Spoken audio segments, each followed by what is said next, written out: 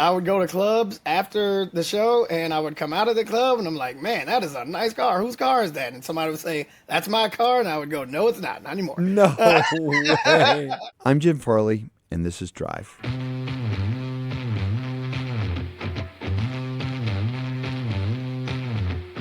It may not come as a shocker that hip-hop artist T-Pain and I share a love of cars. What is it about cars and musicians? I personally think that cars give people the same emotions as music. T-Pain also has a deep love for motorsports. He's a co-founder of Nappy Boy Automotive, and their mission is to start a whole new dialogue in the car culture, to welcome all behind the wheel. But T-Pain is also a drifter, and he worked with the world champion drifter and off-road racer Vaughn Gittin Jr. to customize a Mustang RTR. But we have got to start with your collection, because you are not the average car collector. and I have to say, you know, I've known a lot of car people, and fortunate with this job, I've met a lot. Yeah. Your collection of cars is one of the most interesting collections I've seen for a lot of reasons. First of all, you have everything from, you know, a modern lowrider, a big dub car. You have your Jeep. You have a Honda customized. You have an F-150 customized, and they're all customized, but they're all have unique paint. But they come from very different places. So tell me more, not just about each individual, like how did you put the collection together, and was it intentionally, because it's so unique? Your tastes are really unique. Yeah, I mean, you know, I'm one of the few people that recognize not every car has to be the same. Yes. I know a lot of collectors that pretty much do the same thing. They have like a set of parameters and prerequisites that, you know, once they acquire, you know, let's say a classic car, then certain things have to be done to it. You know, I'm just like, man, this one particular car feels like this. It feels, if it came from this era, we need to do things from that era. We need to, you know, but, you know, in a modernized way, like I would say that most of my cars would fall under resto mod category. Yes. You know what I mean? Yep. So it's so, you know, why not bring in the newest technology instead of trying to make it feel like the old technology? You know, bring in the new technology in a new technology kind of way, the way we thought cars would be, you know, in the year 2000, the way we thought cars were going to be flying in the 70s and stuff like that. So why not just pursue those images and pursue those dreams? Those are dreams we had, and now we're able to do it. So just go ahead. And, you know, when it comes to exterior and paint and, you know, wheel choice and things like that, it's really about following body lines and, you know, how does it feel at the time, and how does this car make you feel when you're driving it from the interior? How you want that feeling and that emotion to kind of carry on to the exterior. So that's why they're so different, because I get different feelings when driving the cars. And it's like, man, this needs to feel like this. I need people that see it to feel how I feel in here. That makes perfect sense. So, yeah. So I would actually go back to old lowrider magazines to look for wheels for my new lowriders. You know what I mean? So I try to tap into the era and what new advances we've had since then, and, you know, try to mesh those things together. I love what you just said. I love the fact that you sweat the details so that the car feels authentic. When the kind of idea, or that kind of car became popular, and then you future-proof it if you need to, if you're going to change it, which of course that is perfect. And do you feel like your tastes have changed over the last? I mean, like, or now is it just more variety? I think my tastes have changed. You know, basically according to what I'm doing these things for. You know, as a teenager coming up, and, you know, getting my first few cars and really getting. I think I was more doing it for onlookers. Yes. And, you know, even if the car was made to be uncomfortable, I wanted my rims to be the biggest. I wanted my paint to be the flashiest, even if it didn't match with things. The interiors would be all over the place. You know, I think I made the cars more for people to look at than I made them comfortable for me to ride in, and still feel still feel the essence of the car. Now, I think just my taste comes from I want to feel what I want to feel, and and also make sure my wife likes to ride in these cars. When you look at your collection Mm-hmm. and you think about the ideal use for each of the cars, go Yeah. through each of them one by one and then share with the listeners what would be the perfect venue for you to show up in that car. And you like when you think about, okay, that's the perfect time and place and situation for that car versus this car. Go for it. Oh man, let's say my daily. Yep. Your Jeep. Yep. But my daily, the Rolls Royce Spectre. Oh, okay. I haven't seen that video yet. So yeah, we got the I had the Rolls-Royce. the Gladiator the last time I saw the video. Oh yeah, Yeah. man. We flip it up sometimes. So the daily is the Rollers. is the Rolls Yep. Royce Spectre. I mean, that's every now and then my wife and I we go on dates. We like to stay in the house all the time, but when we go on dates, that is the car. Okay, That is the perfect. car. How about The your Gladiator. Impala? What is that for? Oh, the Impala. Oh, that is for purely showing out. That is for showing up to video shoots Ah, or anywhere okay. where I know that I'm going to have to hop out, and that's going to be a bunch of jewelry, flashy clothes, and stuff like Yep. that. That is top down, great weather. Everybody's feeling good. That's a park. That's a park car. You show up to the park. If there's a party going on, Okay, got it. Yep. it's like a summertime Yep. outside, showing up to that. I'm The hearing Impala. Will Smith right now. Yeah. Yeah, exactly, Yep. exactly. Summertime. I actually traded in the Gladiator. You did? I'd actually traded in the Gladiator Okay. for a Bronco. All right, I love it. Yeah. Now you got to show me a picture of that Bronco because I know it won't look Oh, like any yeah. other Bronco on the planet. It's very different. Yeah, so I got a black diamond Okay, Bronco. yep. We got some 35s on that thing. We blew it out, poked out the tires crazy. The interior is all weather rated, like just keeping it open so we can take the top completely off. Okay. So the Bronco is on the town. That's my Got it. town car. Take the top off and just cruise around the city and just because in Atlanta potholes are crazy. Yeah. I'm not chancing any other of my cars if I'm planning on Yeah, driving. right. If I'm planning on driving, downtown or anything like that. Driving downtown in Atlanta is almost like doing King of the Hammers. It's crazy. It's crazy out So there. funny. People don't know. Look at King of the Hammers online because what he just said is incredible. Yeah, that's amazing. So you're gonna wanna take something like Yeah. a Bronco to get out there and make sure you don't come back with bent wheels and fractures and anything. So, Totally. Yeah. Well, I love the fact that the way you think about your cars is like how they're used, which I think is so smart. Absolutely. Because then you do use them and Yeah. you enjoy them because they all have a specific purpose. The only thing there is you got to have a big garage. You got to have a big garage. Yeah. And the thing is, I have a 6-car garage, but I have Nice. I have storage lifts in all of them. So you got I 12 cars. I got 12 capacity. I got 12 car capacity. So we're rolling there. That's still back in 2010, I would say. That still wouldn't be enough for me. That's Like 2010, I had 43 cars. Oh and my God. I kept them all in my house. Well, the thing I was doing is I was on tour a lot. Yes. I was on just all the time. And I would, after every show, I would go. You would get bored, so you would go on and buy a car. I would just go buy a car. Yes.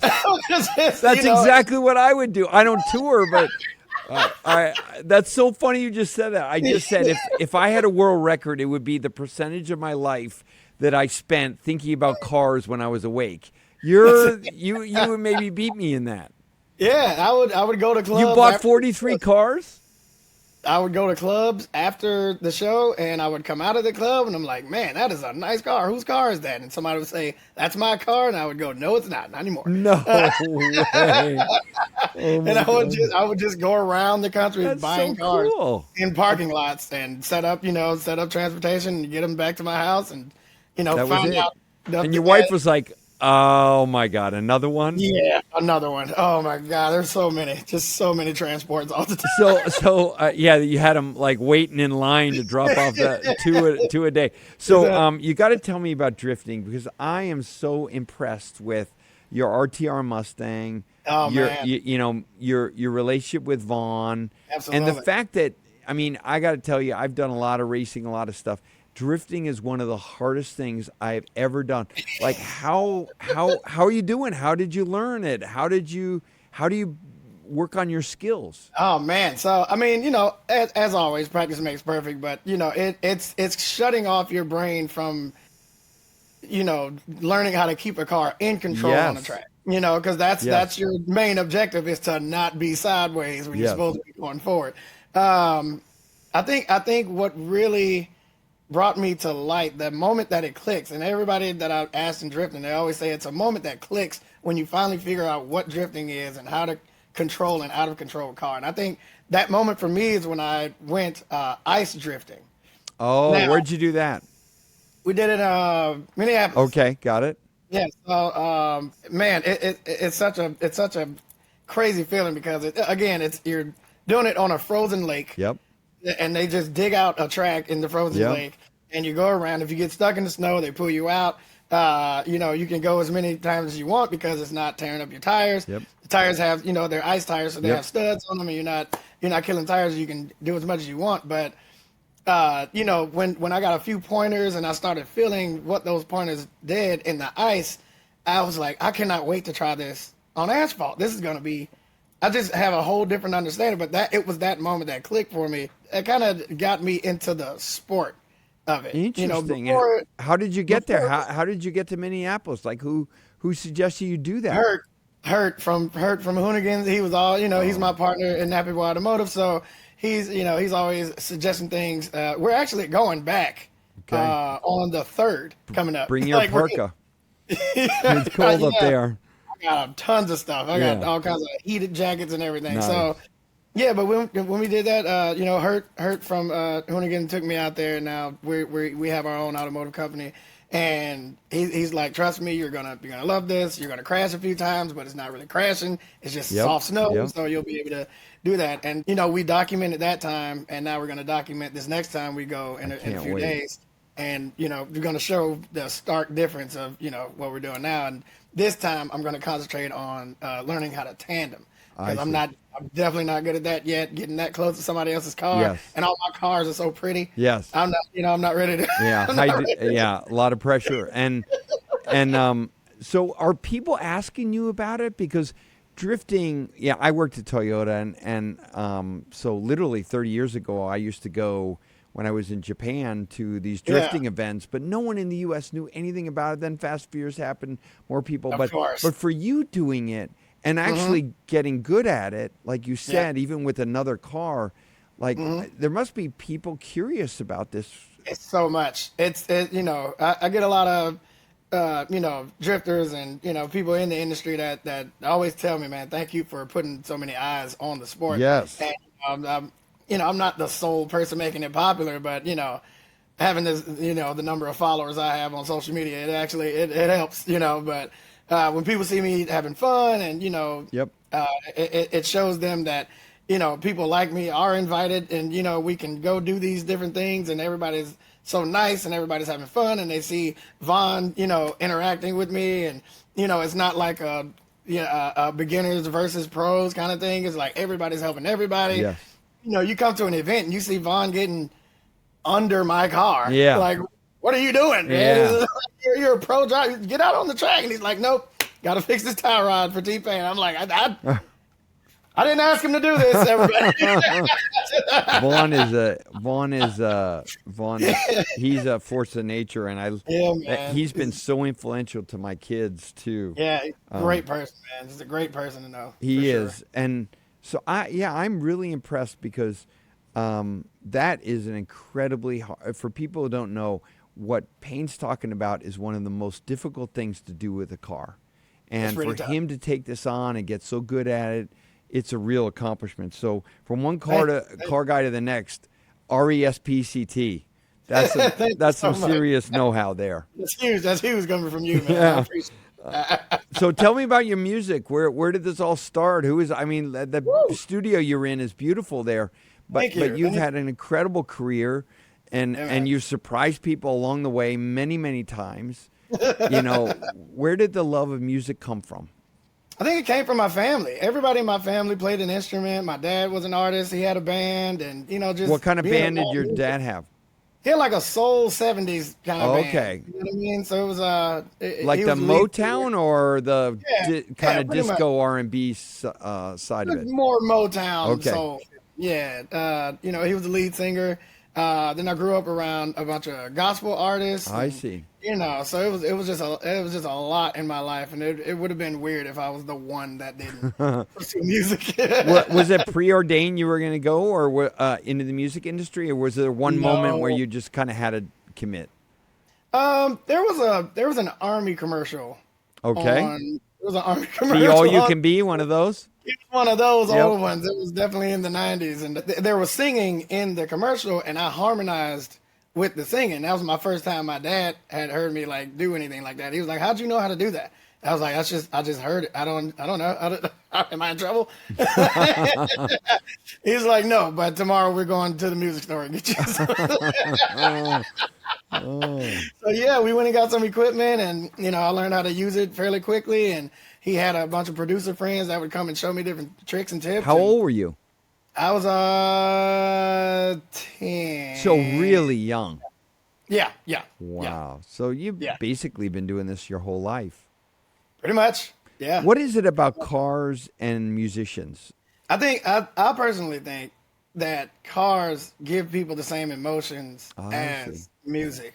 You know what I'm saying? Yes, I do. The same thing, the same feeling and emotion you can get from walking around the house listening to some nice jazz, some Yep. nice classical music. You can also get that on PCH. I You know what I mean? totally, You can I also totally get agree. that. You can also get that with the top down, no music at all. Yes. You know what I mean? And just cruising on a great summer day, and you're like, this is nice. Oh, now This is that's interesting because I think of my life and cars like through music. Like this was the music I listened to, in the yeah, 80s or yeah, 90s, and these are the kind of cars I drive. Is it work like absolutely. that for you, or is it more Yeah. separate? Well, I don't. I'm not gonna say we, but I usually have the only control of the music in cars. So, and like in the roles, I only listen to bossa nova and Really? Just old Brazilian music. That's all I listen to in that. And then when I get in the Impala, it's like West Coast music. It's like Yes. West Coast rap and hip hop, and then it's different. So, Ah. when I'm in with my R34, like I'm listening to like Asian jazz You and have an stuff like that. R34? Yeah, I just got it. It's awesome. Oh, Yeah, and mine is still, stock, is it? but What color? it's What color do you have? so I have it have it wrapped in a spam livery. What? Yeah, it was gifted to me from the spam family. Oh, So, I didn't know there was a spam family. that's, that's, yeah, I it was mean, but gifted if to you're me. going to get a car, that's a good. But did they say, Yeah, okay, we're going to give you this car, but you have to put a livery on it? it was a surprise for my birthday. Oh, they So did it out of. I see. yeah, I've been like friends with the heiress of spam for I like a see. long time, and then they That's just surprised cool. me with that. Yeah, so it's very awesome. So it was a very good surprise gift, man. It's a great car, man. So when So I listen to some of your music, I see that there's automotive stuff in like your 454. oh The yeah, baby's got brap. Sounds like oh kind yeah, of a mix of a exhaust sound. Tell me about yeah. that. I always try to incorporate things that I'm just doing in my life. You Mm, know what I mean?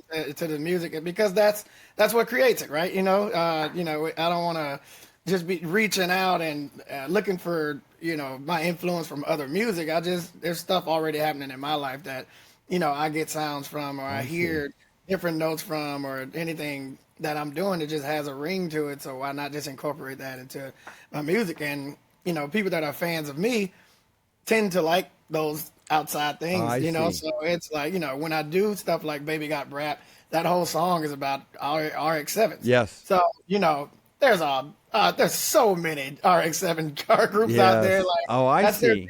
that's their theme song now. Yep. So that I made that song because I had just bought an RX-7, and that was literally Oh, I it. got it. And it felt good. And my buddy Hurt, my partner, he has like four RX-7s. So I Oh, felt a nice part of the group, cars. and I was like, I would make an RX-7 song. And then boom, then you got a hit song. I So see. it just works out like that when you go from life and not, picking at straws, trying to figure out what's going to work, and you just naturally let things flow. It's much better that way. So, how in the music context, how is a 454 different than a 5.0? Like, do they have different? They have different context in a You lot have of different ways. content because they get used in different Yeah. areas. So tell me about that. As I move around the country, I see certain specs and certain compositions Yes. in cars that get used. Yes. So more 454s would get talked about more in Florida than they would in Texas. Yes. Texas is more of a 5.0, you Yes. know what I mean? Yes. That kind of place and things like that. So that's the status in certain areas, you know what I mean? And like in California, if you have a lowrider doesn't have to have a big powerful engine. Correct. It has to be pretty. Yes. It has to be small enough so you can do things to it that take an intake so you can make the intake pretty. So there's no specific Powertrain. Yeah. horsepower Motor. or Yep. anything like that. It Yep. just has to have a certain size and you have to do certain things to it. So there's not much of a status there. But Texas 5.0, very specific cars, very specific wheel setup, very specific. And when you have these things, and especially if artists talk about these things in songs. Yes. Oh man, I got that specific thing that this big artist was talking about. 100%. Now that That's makes that. perfect sense to me. I had never thought about because the car culture around our country is different. It's It's different, It's and different. and therefore Yeah. it's natural that the music and the car cultures kind of merge in that way, different around the country. Yeah, yeah. You got the mini truck people in like Virginia and stuff like that, but then also in Nashville and Tennessee, you got the giant truck people. Yes. You know what I mean? You got Yes, so it's lifted like, trucks. Yeah, yeah. crazy So stuff. it's such a and it can change by street Yes. in the city. You know what I mean? Yes. Like there's So you there's kind of think about parts of our country that way through music of and course. cars. Of course, of course. Yeah, Interesting. we were thinking of shooting a pilot to a TV show called Throw Me Your Keys, where I pretty much do the same thing that I've been doing and just going around and buying cars Yes. and seeing those different kinds of things Yes. and then getting with the car culture in that area in order to, see what needs to happen to this car and what I need to do to it in order to make it true to the That culture. is such a good idea. That would You be. know what I I mean? would love to see that show. So yeah, so we're working on that right now, and it's gonna be awesome. It's gonna be awesome. But that's that's just one of the things that the way we think about cars and the way we think about the culture around each car. Even if you come with the wrong car, what can I do to Yes. be accepted into this community? And Yes. it's just like you either fix this or no, there's no way you can be. So there's compelling ways to come at the situation and the whole concept itself. That is fascinating. Okay, I really enjoyed that conversation because I Thanks. I hadn't thought about it in the way you do as a musician. It makes perfect sense. And you're known for being an incredible innovator. Where do you think that came from? I think it's the fact that I don't look at other artists or other people in the industry for ideas. The easiest thing to do, and this even in your industry, Yes. the easiest thing to do is to look at somebody else's work that has worked and just copy that. Yes. That's the easy thing. Now But that the people, I could, yeah, I know exactly what you're saying. yeah, but the innovators Yep. and the people that don't look at things They like don't that, do and that. they don't do that. You know what I mean? They come up with new designs. They have new lines. They have new new rears, new fronts, new wheel compositions. It's the innovators are the ones that end up lasting longer. More than You know. 20 years ago, Mercedes did the CLS with this really, Yep. we call fast roof, this really swoopy roof. People have been copying that and democratizing and bringing down price points. Now you Yep. see Accord and Camry and the Yeah. Sonata with the same fast roof. You're exactly right. But Yeah. but the real innovators, we lost Hal Sperlich last week. He pitched the minivan to Ford in the mid '70s. We said no, and then he talked to Chrysler, and it saved the company. I mean, this guy was a real innovator, like you said. So that's how you see yourself in the music industry. You want to Right. create that. Have you ever had a new trend that didn't hit even though you thought it would? Well, that's the thing. That's the, when you're not going at it for the hits and you just enjoy seeing people, Yes.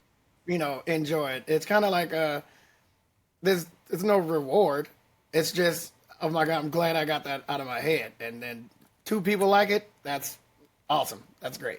You know what I mean? And it's when you've hit so much, when you've had so much of that, I mean, not, you don't get jaded and it doesn't become a normal thing or a regular thing. It's like, cool accomplishment. Let's just do it for fun now. Well, You know what I mean? I want to double click on that what you just said because Yeah. I spent most of my life trying to find vehicle concepts before the competition did. Yeah. And it may have yeah. been, the RX 300 for Lexus, or I give you plenty of examples. But Yeah. as I've gotten older, I've gotten more demanding for the concept to be more fresh, like the new Maverick, a unibody Right, pickup right. truck. And still, we only have one competitor from Hyundai. No, still no competitor. And our Yeah. products are 5-year cycles. So if you get it right, you have a 5-year advantage. You're good, But yeah. but I find, I don't know about you, but I find that although I enjoy it more, I actually have a higher standard for Yeah. innovation that some people struggle with my uncompromising expectation. Has Because that ever happened to you? You felt that feeling, and you're Yes. like, that's not giving me that thing. Correct. I'm not feeling it. You got to Yes. come on, man. You got to step away from these other things. You got to stop looking. I need you to go home, Yes. and I don't want you to see a car for the next 20 days. Yes. Yes. And you come back to me with a new design. So there's certain things and you don't know how to get that out of people. Yes. You don't know how to, you can't force somebody to be innovative. So, your conventional ways and your way of thinking may not be that, it may not sound as simple to everybody else. And I know I get that all the time when I produce a piece of music and I'm trying to explain what to do to somebody else, and they're like, that doesn't sound like it's gonna. No, I don't want to do that. And then I'm like, well, hold up, let me do it. Yes. And then I do it, and they're like, oh my God, this is amazing. Yes. And I'm like, that's what I was trying to tell you. I'm doing that. It's But it's just hard to get that done. It is hard. In God, a you're right. meeting. It's hard to teach. It's hard to teach it, but it's like quality. When you see it, you know it's right. That's it.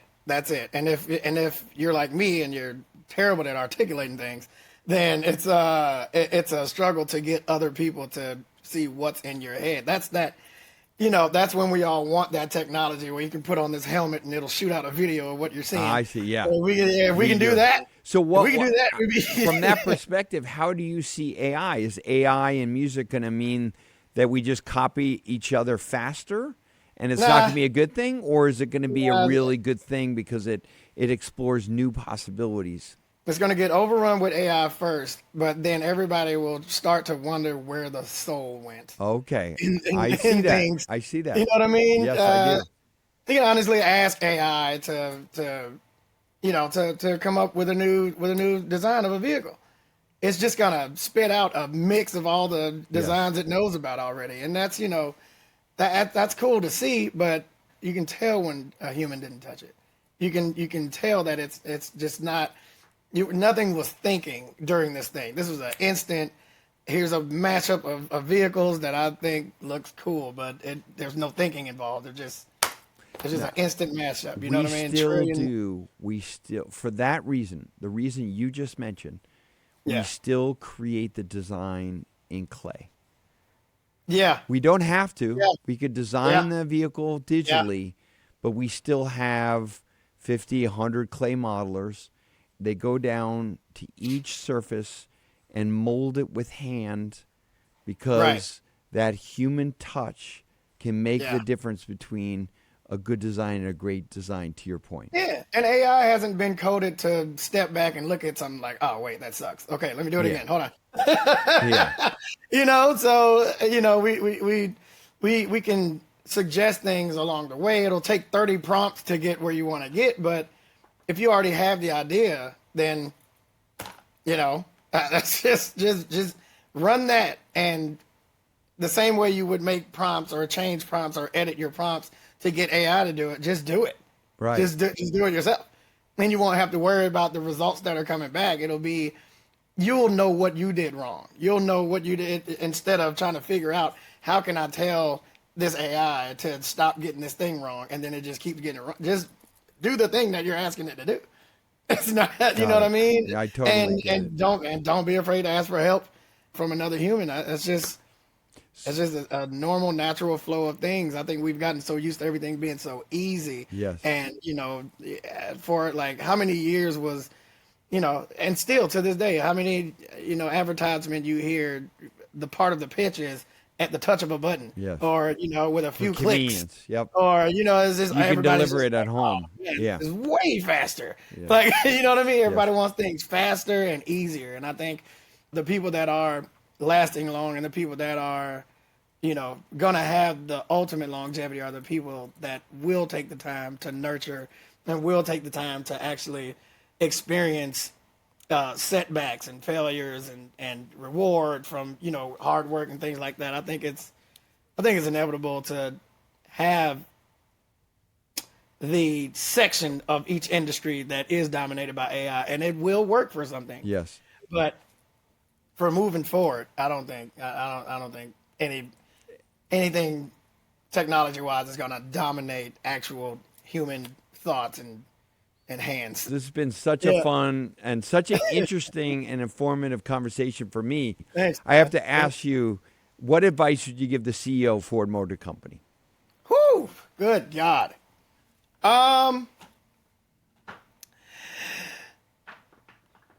Focus on the people.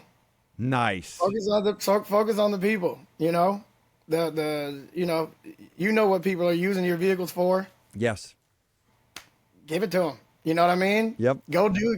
I always suggest, you guys, because you guys are big on hard workers and things like that. Yes. Go do it. Go try it. We like that. Go work on a farm real quick and see how the 250 works out there. There you go. And if there's anything like, why doesn't this truck do this? Then go do that. That makes perfect sense. I love it. Well, thank you so much for being gracious with your time. Yes, sir. I've learned so much from you.